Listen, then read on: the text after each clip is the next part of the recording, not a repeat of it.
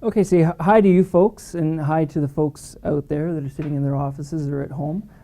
Thanks for having me here. I work as sessional faculty in the departments of Sociology and Legal Studies at St. Jerome's and at the University of Waterloo, but I also use Learn as contract faculty at WLU, and over the summer I used it in the Labor Studies program at McMaster University. And not every time, but quite often, I will use the discussion forum as a tool to enhance the learning. At least that's what I think I'm doing. I think I'm enhancing the learning. So what I have for you today is just a little case study of Introductory to Sociology, Soc 101 at St. Jerome's University. It's a smaller class. The course itself is more of a liberal arts kind of flavor of sociology. So it's got probably closer kinship with philosophy, literature, and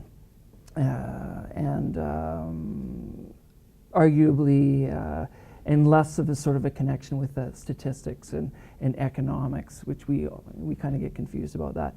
So the purpose of the course is to get people to think sociologically, and I think probably all the courses try to do that. But this one uses a particular text that was produced in 1963 by Peter Berger. We use a couple other things as well. But it was, so it's an older text, but it's still one of the most compelling invitations to sociology out there. So today, what I'll do is talk a little bit about the background with the course and the kind of the problem that I encountered. And I think I taught this course a total of 4 times. I'm no longer teaching it because Kieran Bonner's come back to teaching it full time. I want to talk a little bit about the intervention, which was the online discussion that I implemented in order to enhance the learning and the learning outcomes. I want to talk a little bit about how to pitch the online discussion and give a little example of some of the discourse that appeared on the online discussion board to sort of show you some of the learning that's going on.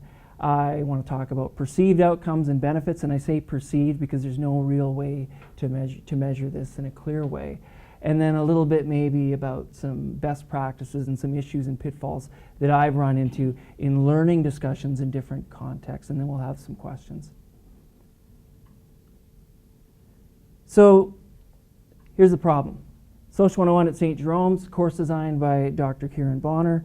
I took it over when he went on sabbatical, and he was, had a bunch of other sort of things that came up. So I ended up teaching it for about 4 times and really, really enjoyed the course. It's well laid out. It's got this excellent narrative that kind of transports the student along, taking them from being blasé to perhaps feeling constrained, maybe even fearful, and then kind of at the other end of it, they sort of see, okay, well, there is kind of hope after sociology. It can help us to sort of see the structures that are acting on us, but also how we act within those different structures. So the goal of the course is to have students begin to think sociologically and get them jacked on soc. And of course, that's what we all want to do with our courses. And what our faculties all want us to do too. We want, particularly in the introductory course, to get students excited so they carry on with it. One key component to this particular course is something that's called Develop in the Course, and it's kind of a participation grade. And it's measured by sort of three sort of ways: attendance, what are called debate responses, and actual in-class debates. So this is the way the course was set up before. So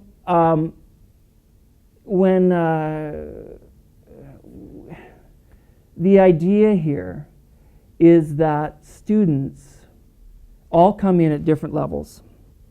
They have different experiences, they have different backgrounds, and what is privileged here is this notion that people can develop and improve within the course, and that's kind of what's graded. So somebody could start off kind of really lousy, maybe not doing so well on their debate responses, and then they might get better, or they might sort of open up more and participate more in the course. And it's a small course again, so 60 to 70 students, so you get to know all the students, you can learn all their names. So you are in touch with people's development, and that's probably a really important caveat here, that this particular example is a smallish course. So the debate responses themselves touch on key elements in the text that the students can focus on and develop a relation to and have a discussion around. I've got some examples of that later. And then they come to class and people can volunteer to be involved in the debate.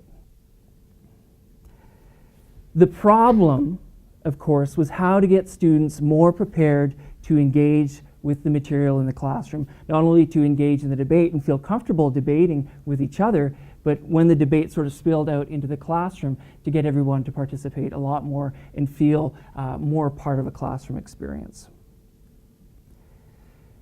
So the intervention, of course, is the online discussions. And here we have the debate responses. There's just a brief description. I've already discussed them. The notion of development in the course. By development, I mean a commitment to engaging the material. If you demonstrate development in the course through increased participation in class and through debate responses and strong contributions online, this is graded more favorably than a contribution that wanes throughout the term. That gives them the context.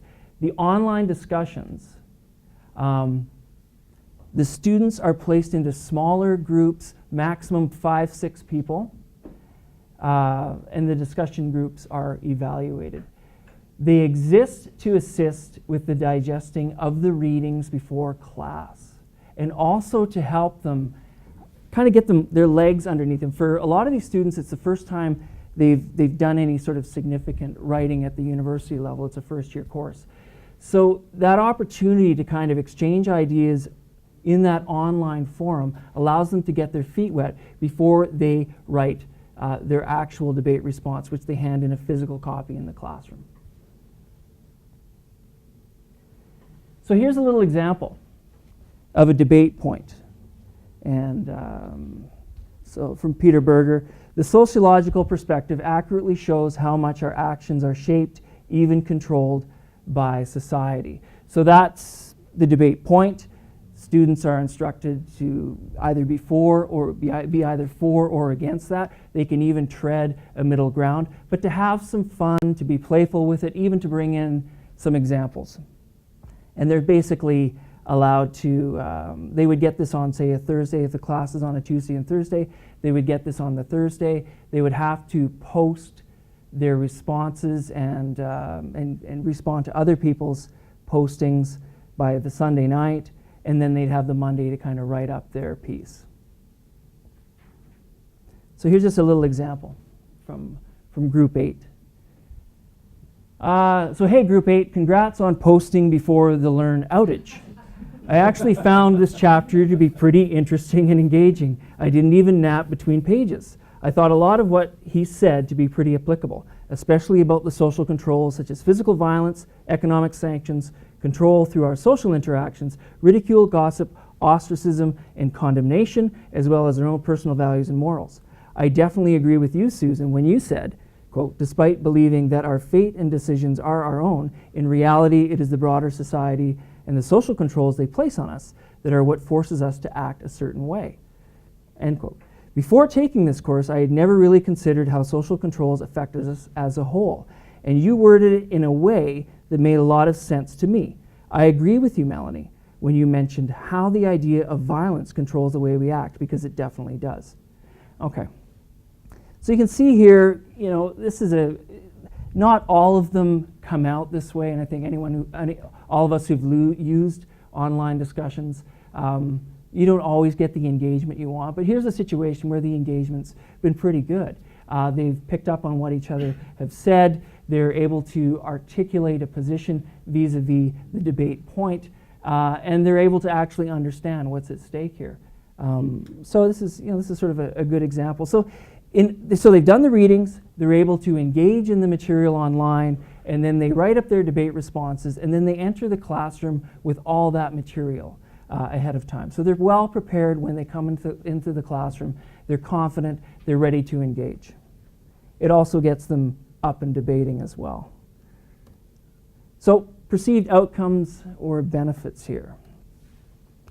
One, increase in a sense of community. I know this is seems to be a more and more significant value for students, that they want to feel a part of something. In the large classes, this can be very, very difficult to achieve. In smaller classes, it's easier to achieve. But having this blended learning situation and the emphasis is on blended learning, allows people to feel more connected, because they can actually create connections within that small group that they have. So they feel more a part of the course. Obviously, I had much stronger debate responses, a stronger understanding of the course material, and they are cautioned that you're not just taking, copying, and pasting people's stuff from online. And this is the other benefit of having the small class, is I can actually go through and take a look. So they know that, so they're on guard. You know, they have to have the discussion online and then develop their own response to that discussion. So it transfers into a stronger understanding of the course material, because they're working it over again and again and again. So we have increased, as a consequence, we have increased classroom engagement and more fruitful debates. People are more confident with the material. And then we have stronger performance on midterm, final exam, and the individual essay portion. And they're all pretty happy about that. And I think I ran it twice with the online discussions, and my perception, at least, was that the grades were significantly higher. A couple best practices and some issues and pitfalls with learning or using Learn for online discussions. Do have compelling discussion questions, and you can see a real difference in the degree to which people engage in these types of discussions, depending on the kinds of questions that you formulate. So that's obviously important. Small groups, maximum 5-6 people in my experience. That seems to be a level of comfort for people. There's this kind of balance between being not anonymous, but not feeling that you can be sort of singled out really sort of easily. So that seems to work fairly well. Make sure that online discussion comes back into the classroom. That's absolutely key. Have some if it's just sort of sitting, floating out there, and it's not connected to the material in a strong way, you're not going to get much benefit out of this. And in fact, the students are going to resent it. They're going to say, well, what are we doing all this for? And so bring it back into the classroom. Show that you've actually taken a look, that you can pull out some examples, and somebody raised this really sort of excellent point, and this is something that we should explore in the class. Have clear guidelines, so kind of rules of engagement, but basically be kind to each other. Right? That's why you're here to exchange ideas, but do it in a charitable sort of way. Finally, be aware of your audience/class sizes. The student population seems to be changing all the time, so try and get a sense of where people are at in terms of anxiety and all these other sorts of intangibles, and also judge the class size. I think you really have to tailor the kind of discussions that you have depending on the size of the class and how much attention you can actually give to what's going on those discussions. What to be wary of. Having a general discussion area, and this is not just me, but other people have talked about this, that these can be spaces, sort of everyone has access to it, so it's neat because maybe they come up with some interesting material that they want to share, but they can often be, like any online discussion area, be hijacked, and people seem to think that they can say things on there that maybe aren't quite appropriate, and then they start to take up other issues that may not be relevant to the learning or the course as well. So be wary of that. The problem of plagiarism. I've had one situation where a student complained that another student was plagiarizing their posts. Try to tell them they're just posts, obviously there's going to be some overlap in people's ideas, so you may just want to caution people up front that there is going to be some overlap with other people's ideas, and try as much as possible to say things in their own words. Discussion fatigue. This past summer I was doing a labor studies course at McMaster, and it was a second year course, but there were a lot of third and fourth year students that were in it. And when I proposed the idea of the online discussions, there was a lot of pushback.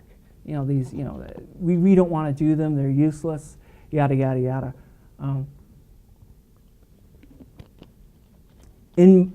So there's a kind of a fatigue that sets in. And the reason for the fatigue, though, from what I was able to discern in discussion with the students that really were pushing back on this, was that there wasn't a strong connection to the in-class component. And that's where having a debate over these questions is really, really key. Because people develop stuff online, and they know that it's going to be coming into the classroom. And so they're ready to engage at a deeper sort of level. And so I think, and that the people that really complained about having the online discussions thought it was actually a good way to do it by the end of the course. And then be wary of Waterloo Learn as well. I mean, I could go on. I've used a lot of different learning platforms, and I don't know why these people, I don't know who's tooting their horn. So I shouldn't, this is terrible. No, I mean, lovely system, but often very complex and cumbersome. And I sort of, in terms of creating, even creating the groups, is a very mechanical and over-arduous process. For each discussion that I wanted to create, I had to recreate the groups again and again and again. And to me, that was very, very irritating.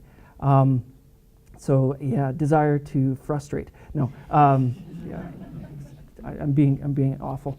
But yeah, lovely system. But there's lots of things that could be done in terms of improving the mechanics of it, and also improving that sort of online environment. And that would be really neat to see down the road if Desire to Learn could do that.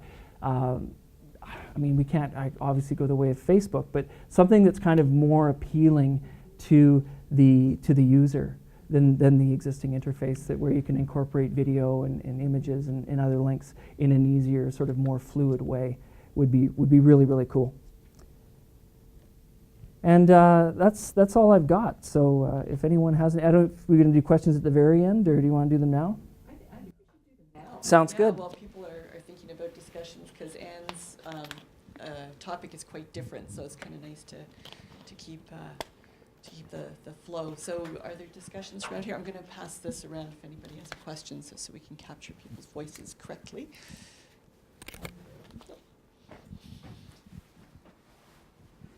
Thanks for your talk, Stephen. I was curious, I like the point that you had there, one of your do's about being aware of your audience and, modifying as need be. So you've taught us a couple times now, different universities as well.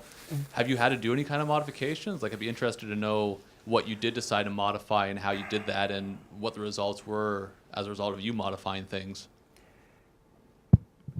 Basically, for me, if I'm in the classroom teaching, and it's an in-class course, my capacity to be able to engage with the students and know what's going on online limits the degree to which I use online discussions. So if it's a really large class, say over 100 students, I try to stay away from it as much as possible, because what it means is it just makes it more difficult to bring it into the classroom and to monitor what's actually going on there. So that's one of the things that I've done. I think for me, it works best in a smaller class, and the students get the most out of it. I think often students perceive the online discussions as kind of a crutch, right, for actual real teaching. And again, I think that's what some of the pushback is. And that's a problem with class sizes, I think. And I know that technology, the MOOCs, are all about delivering this education to the masses, and we know that they're failing spectacularly. You need the classroom component. We need small class sizes. Yeah. Is that good enough? Yeah. Okay. Thanks. So you mentioned class size. How big was the class? This one was between 60 and 70. I think one term was 60, the other term was 70, and you can learn everybody's names. Yeah, with that, at least I can. But that's kind of my limit. I know that once I get around 70, it's more difficult. Yeah. But with that sort of size of class, you can actually learn people's names and know who they are. And so there's more accountability as well. Yeah. So they're not anonymous. Yeah. Right. Yeah. Yeah. So you had like a listing of perceived benefits, or Yes. however you worded that. Sure. So did you survey students, or was this just kind of what you thought? This Like, is did, well. or This did students say that they had a increased sense of community in the class? Like, Well, when I looked at my teaching evaluations, in particularly the last time I ran this course, and they were great for a change. No, I'm just, but you know, it came through loud and clear that they really enjoyed the opportunity to kind of discuss things beforehand. They just felt more prepared, and as a consequence, they did much better on the exams, and that was a real. I mean, the exams are very similar from year to year for the course, so there was a real difference in how they performed, and of course, they're happier because of that, right? So, I mean, the biggest thing I think that as instructors we're facing now is dealing with anxiety over grades. So I try to do two things when I teach now is first of all is I try to reduce that anxiety over grades by preparing them well, but also try to move them away from that instrumental relation to education. That's always part of my pedagogy now, that, you know, this is more, and I think so the emphasizing notions of community, emphasizing that there's more, particularly in sociology, there's more to this than getting a job, you know, and we could all get run over by trucks tomorrow, so don't worry. That sort of a thing. So yeah, so I mean it's about reducing anxiety. So I think online discussions used in the right way reduce anxiety for people, but they can also work the other way too. Yeah. and just another question, Yeah. if I might. So with the groups, did was it up to each individual student for what position they were going to take? And was there some expectation or direction that, like, you know, at least, you know, one of you or one or more of you should be for it and so many against it, or was it just like whatever, you choose your side and argue it? I try to encourage them to. Typically, with the questions, there's some people that take them on and want to go against them, and it just sort of seems to work out that way. But I think even in the example, there was I didn't read the last part of it. So there's always this sort of these kind of questions put the student in tension with what their normal expectations of the world are, and so there's always somebody who wants to take the other side. But I basically take a side, but then try and argue the other side if you're someone who's responding to somebody else's post. Right. Yeah. Anything else from people? I know I have a question. The post you showed us was so like, oh, that's so nice, the way they referred to each other's names. Yeah. And I was wondering, when you're giving them guidelines or setting the expectations around the discussion, are you giving them models of kind of a discourse so that they would have something to go by? After the after the first debate, I might show a couple examples, you know, of how people are talking, or how people are talking about a particular, debate topic. Yeah. Because the first time it's really foreign to them, right? And it's particularly foreign when they actually get their written debate responses back, and I grade them poor, fair, and good, and they have an F on their paper. So I mean, so it's disorienting for them. So it is important after you do that first discussion to kind of help them regroup, understand, show them what a sort of a good model of a discussion is. Yeah. And how many times are they doing it during the course? You mentioned that. 4 to 5, I think. With Yeah. I've varied it. Yeah, but 4 to 5 times. Yeah. Well, thank you so much. It's really interesting because at the moment, in the center, we're working on a document on online activities and in-class activities and how you assess them and get students prepared for being more active in the classroom. And this, you know, yours is such a lovely example of using the online environment to prepare people to be doing something active in the classroom. So, Oh, good. yeah, so this is great, and I'm so glad that we're recording it because we can share it with people. Because these are really the kinds of messages that, you know, we really like to share with instructors as well, on how you can use online discussions in a way that integrates in with the class and really ties in with what they're doing, rather than have them be sort of a little something that's happening, you know, on the side and doesn't engage them very well. So, yeah, great. Okay, Thank you. thank Oh, you. no, One we more got question. Scott. Yeah. One last question. So in the in-class part, when you so you have students volunteering to discuss Yep. one side or the other. So how was the uptake on that? It's Given- I try to arrange it the class before, and often, and it's usually 3 people. I try to get 3 people per side, right? But it's generally pretty good. But it's better once. What I've noticed, it's better once they've done the online discussions. I mean, I could mandate and say that everyone has to participate in the debate, but it's just not enough time, you know, for everyone to sort of engage in it that way. But what does happen, though, is the debate always obviously flows out onto the floor, you know, and so everyone kind of gets a chance to participate. But there's usually, you know, 4 to 6 brave souls that'll get up there, and they'll even be game enough to argue the other side, even though they're not particularly committed to it. And so, yeah, so I get them to get together and, you know, and talk about it amongst themselves, and then somebody will come up or a group will come up on one side and the other side, and they'll have it, and then they'll go back into the classroom, and it works well. Yeah. And how long do you commit to that? Like for, you know, how much of the class? Half an hour. Okay. Yeah, half an hour to an hour. Okay. Yeah, depending on. Yeah, Yeah, that's depending. great. So it's, you know, it's four times a term. So, yeah. Thanks. Yeah, you're welcome. Great. So, Mary, have we had any questions from the big outside world? All right, so we'll just take a minute to get Anne set up. Thanks, folks, for listening.